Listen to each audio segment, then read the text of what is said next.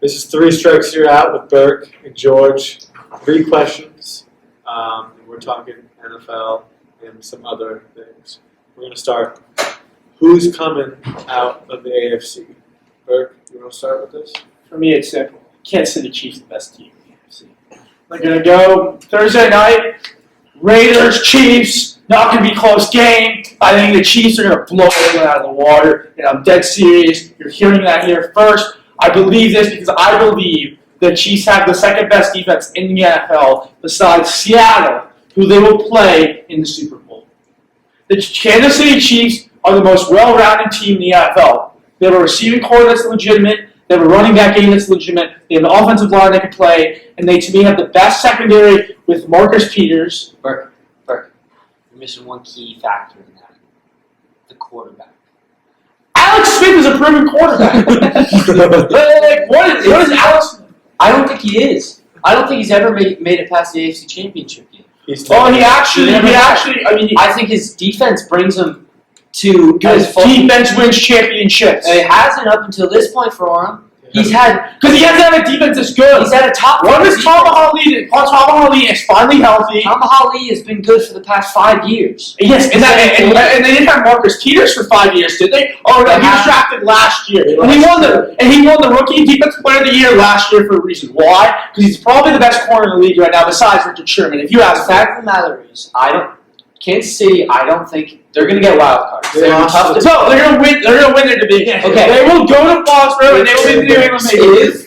If this game is in Foxborough, it's over. Kansas City. No, it's not. No, it is. Because do you know who New England is missing? Who is that?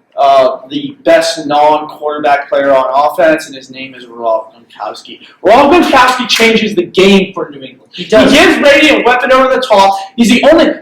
Gronk is the only player on that team that can run down the field. You don't have that. Malcolm Mitchell. Malcolm Mitchell. You know what? I watched Malcolm Mitchell in college. Do you know what Malcolm Mitchell is? He's a good, third or fourth receiver. He's not a star in the NFL. I beg to differ. I completely disagree.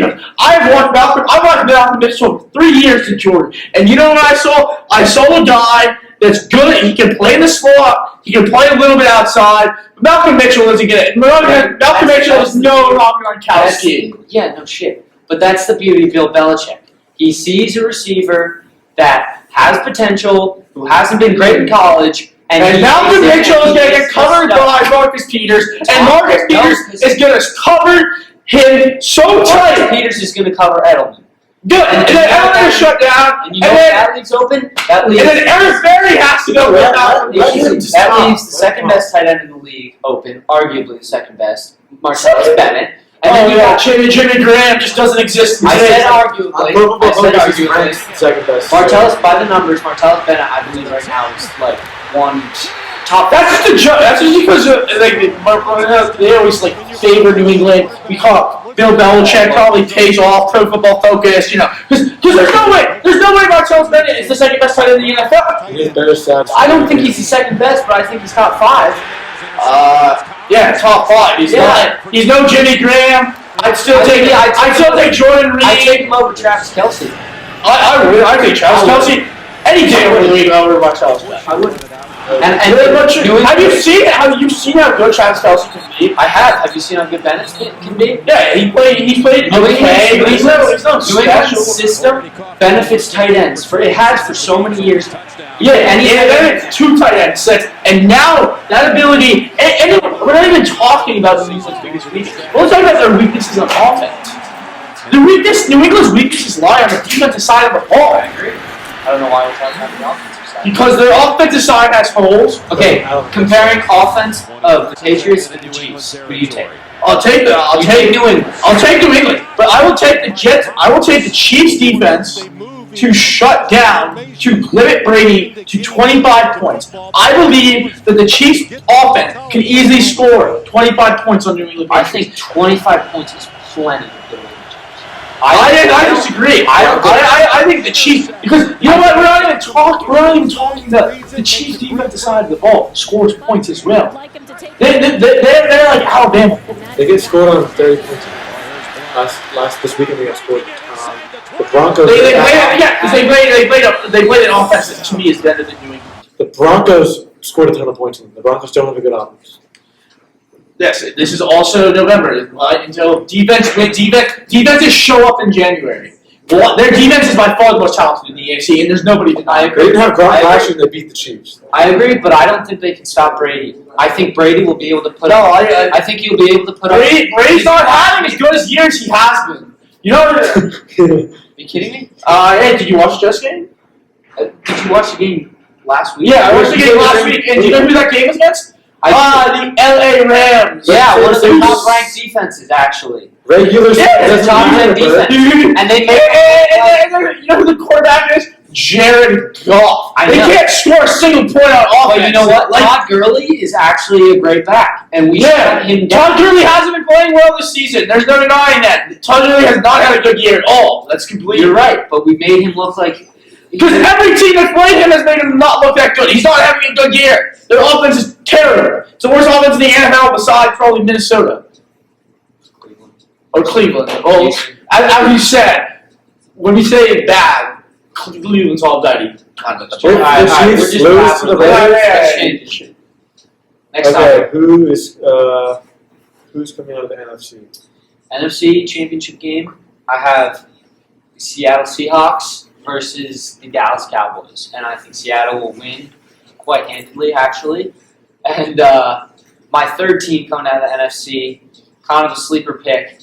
I don't think they'll get far in the playoffs. I think they'll make it past the first round, but I don't think they'll get any farther, is the Tampa Bay Buccaneers. I think if you watched them against Seattle a couple weeks ago, they held them to, what? 6 points? And that's a damn good offense.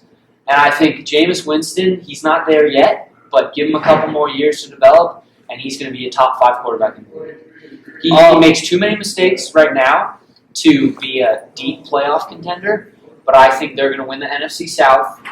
I don't think Atlanta's defense is good enough, and I think they're going to shock me. I think the Dallas Cowboys going to come out. I think Dak Prescott the game will be at home. I think the home field. I think my biggest issue with Seattle is I actually agree. I think Seattle is probably the best team in the NFC. But I think if the game is in Dallas, I'm taking the Dallas Cowboys. I think home field advantage matters. I think Seattle actually plays a lot better. And Seattle, to me, is probably the biggest home field advantage in the NFL. And they will not be able to have that against Dak Prescott and the Dallas Cowboys. And my third team is the team that nobody is talking about because the Raiders are so good. And that is the Detroit Lions. Matthew Stafford is having probably one of the most underrated years. Because everybody's talking about Derek Carr and all these other young guns. When Matthew Stafford he's winning his division. He's throwing for yards. He's coming back late. People are not talking about how good Matthew Stafford has been this year. They've lost a lot of games. They've lost 3 or 4 games. Maybe 4. Yeah, they lost 4 games, buddy. Get your facts straight. Raiders have lost 2. I don't know why we're comparing the Raiders. No, because they're very similar. Because everybody's talking about the Raiders. Nobody's talking about how good Derek Carr is. But if you actually look at Matthew Stafford is having an unbelievable season. He is. He's very, and I believe that Matthew Stafford. Do you think he can take them deep in the playoffs? I believe that he could possibly make it to the NFC Championship. I'm not predicting that one. I mean, how good is their defense? I don't think they have very solid Defense really good. Their defense is pretty good. Theo Riddick's pretty good. Golden Tate and Brandon Pettigrew are very good catching. Brandon Pettigrew is very good catching tight end. And Golden Tate, to me, is emerging as one of the... Pettigrew is like 9. Oh, no, Eric Ebron. Eric Ebron, my apologies. Brandon Pettigrew used to play on the Chiefs. He's fact straight. Okay, I'm sorry. Eric Ebron is having a very good year. So is Golden Tate. I think Matthew Stafford, I don't see them making it to the Super Bowl, but I do believe that they will make some noise. I just think they will win at least one playoff game for the first time in Detroit Lions history. In a very long time. Yeah. So that's my third team. I think Dallas with the home field beats Seattle. And I say that because I think that when Dak doesn't look like he can win games, Dak wins games. And there's something. I don't even, personally, I don't think Dak's going to be that great long term. I think teams will figure him out. But for some reason, there's something very special going on in Dallas. And I think that they cannot, put it this way, if the Cowboys lose a game, I'm very concerned. If they lose a game during the stretch, unless they have to start like Tony Romo. I think because they rest Dak, right? But I think that Dak needs to win every game that he's in because I think he plays with mojo. I agree. I think Seattle, I think they're the best team in the NFL. They just lost. I think that everyone knows about their defense. Seattle's defense has been the best for 5+ years. I think everyone knows that. But what people are overlooking is their offense. Thomas Rawls, if you watched him last night, looked like one of the best backs in the league. Russell Wilson always comes up big deep in the season and in the playoffs. And I think that they're top 5 offense in the league. The numbers aren't there right now, but I think they're coming on strong. Thomas Rawls is looking unreal. Their O-line looked ridiculous last night. And I think they're going to make a push, and I think they could easily be. I know. I just think that I think that Zeke is better than Thomas Rawls. I think Dallas's O-line. I think like Seattle's strength right now that Earl Thomas broke his leg last night is in their defensive front 7, and the Cowboys have the best offensive line arguably in NFL history. So I don't think that they're going to be able to get to Dak. I think that Zeke's going to be able to run the ball, and I think that Dak Prescott will be able to score enough points to beat Russell Wilson in the shootout.